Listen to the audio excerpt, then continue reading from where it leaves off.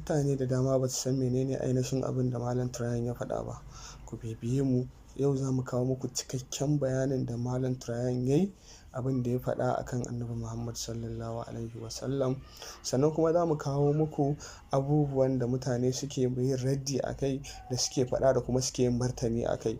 Babu hadisi ba aya. Ranar da aka haifi annabi sai da kaza ya kaza, sai da duk molanka ne ba. Babu hadisi ba aya. Kuma wannan bai rage wa annabi daraja da komai ba. Jahilcinsu ne yasa suka ɗauka cewa sai an faɗi wannan ne aka yabi annabi. In kana da imani ko babu wata mu'ujiza kwaya ɗaya da annabi ya zo da ita, kai ka san annabi manzon Allah ne. Babu wanda ya kai shi daraja a wajen Allah. Kalma ɗaya da Allah ya gaya masa a Qur'ani ta fi ƙarfin wata ƙarya da za ka yi masa. Wa innaka la'ala khuluqin azim. Ta ƙare. Muhammadun Rasulullah, an gama. Ba wani yabo da ka isa kai ka kamo wannan kalmar, wallahi an gama da kai. Amma an haife shi ne da kaciya, an haife shi ne da kwalli, an haife shi ne da kaza. To yanzu ka je ka gani ƴaƴan tumakai ma ana haifa su da kwalli, wallahi. Ka tambayi likitoci unguwar asibiti, in dai tattarewar gaban ɗa namiji ne wanda shi ake cewa kaciya, ka je ka ga ƴaƴan arna ma ana haifar su da wannan. Ya za a yi to wannan ya zama karama? Ai shi karama abinda ba a yi wa sai mutumin ƙwarai shi yake zama karama, amma abinda ake wa kowa bai zama da karama ba, bai zama karama ba. Yanzu ɗaukarsa da Allah ya kai shi sama, wannan akwai wanda aka yi wa, wannan shine karama. Subhanallazi asra bi abdihi laylan min al-masjidil harami ila al-masjidil aqsa alladhi barakana hawlahu linuriyahu min ayatina innahu huwas samiul basir. Wannan kam ko Ibrahim ba a yi wannan ba, ko Musa ba a yi wannan ba, ko Isa ba, duk ba a yi musu ba. Amma wallahi na rantse maka da Allah, ka je ka tambayi unguwar zomomi masu karɓar haihuwa a asibiti, shin ana haifar yara maza da takurarriyar al'aura? Ba shi ake cewa kaciya ba? Wannan ba zai zama karama ba. Ana haifar yaro kaga idansa kamar ya sa kwalli, halitta ce. Wasu suna da irin wannan, kaga ko bai sa kwalli ba sai ga idansa yana yin kamar me, kamar da kwalli. Halitta ce Allah yana yin ta ga wanda ya ga dama a lokacin da ya ga dama. Ballantana duk nasosi sun karyata wannan maganar.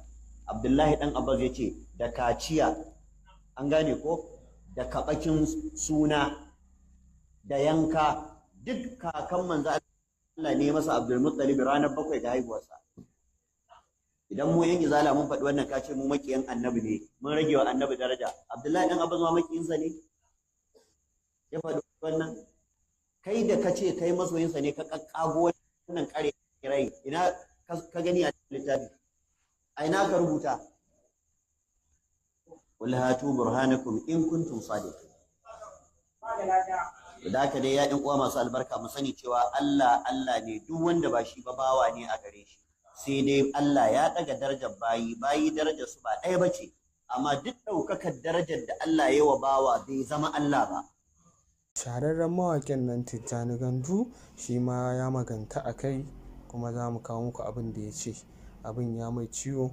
Na tashi da safe na ga wani ɗan izala ya kafa hoto na ya ƙare min zagi. A ƙarshe yake cewa daga yau da yana sauraron waƙoƙi na yana ji, daga yau ya daina ji. To abin tambaya a nan shine, ashe yana jin waka kenan? Ashe kana jin waka? Kana jin waka? To ga question mark nan. Sannan kuma na gaya muku, in dai ni za ku zaga da duk wani abu da za ku faɗa cewa ni mawaki ne ko ina rawa ina waye, zan iya ɗauka. Wani abu ma na gani dariya zan wuce. Amma a taɓa annabi ne, in dai ba za ku ringa taɓa annabi ba, ban da matsala da ku. In dai ba za ku taɓa annabi, ban da matsala da ku. Duk abin da za ku gaya min ni zan iya ɗauka. Amma in za ku taɓa annabi, ba za mu kyale ba, sai mun yi magana wallahi.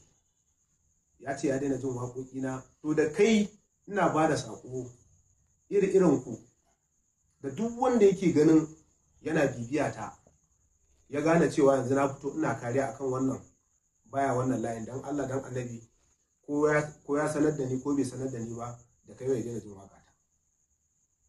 Daga yau ya daina jin waƙata.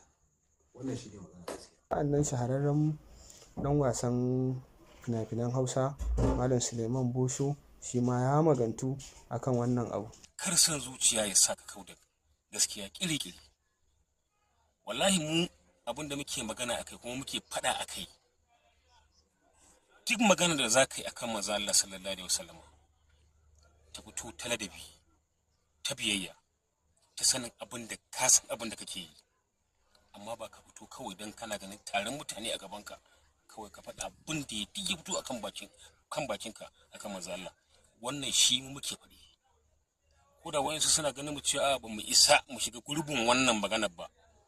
Ai musulmi ne mu, kuma manzo Allah sallallahu alaihi wasallama ainihin duk wanda yake zai taɓa janabinsa mutuncinsa, wallahi azimu sai inda karfin mai gari. Ko ka yarda da mu ko baka yarda da mu ba, ko ka yarda da sana'ar mu ko baka yarda da sana'ar mu ba, wannan mu magana da muke kenan. Ita rayuwa amfanin girman hankali. To amma wayansu mutanen suna ganin cewa a dan menene ma za tuhume shi akan wannan maganar. A'a, ai musulmi ne, ba Qur'ani ya taba ba, ba musulunci ya janye a kansa ba, amma dai maganar da yi babu ladabi a cikinta. Wannan shine kawai maganar da nake yi, kuma har ga Allah duk hukumar da za ta yi masa za ta kira shi don ta tuhume shi akan wannan maganar za ta yi, kuma yi ba ɗaya ba biyu ba. Saboda ka don Allah jama'a su fahimci wannan, da fatan Allah ya mana jagora, ya samu a tafarki madidici, ya kiyaye zukatanmu da bakunanmu daga barar da magana da za ta zama haɗari a gare mu. Assalamu alaikum.